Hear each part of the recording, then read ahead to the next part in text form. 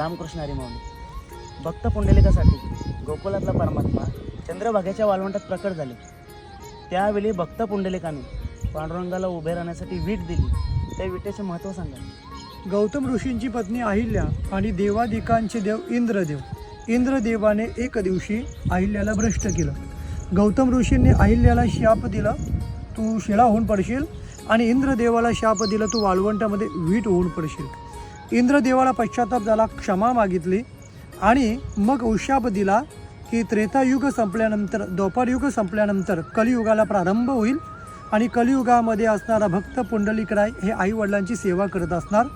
त्यावेळी गोकुळातला परमात्मा चंद्रभागेच्या वाळवंटामध्ये प्रगट होतील, आणि प्रगट झाल्यानंतर ज्या पुंडलिकरायांनी जी वीट देवाला उभी राहण्यासाठी दिलेली, त्या विठेवरती उभा राहिल्यानंतर त्या देवाच्या चरणाचा स्पर्श झाल्यानंतर तुझा उद्धार होईल.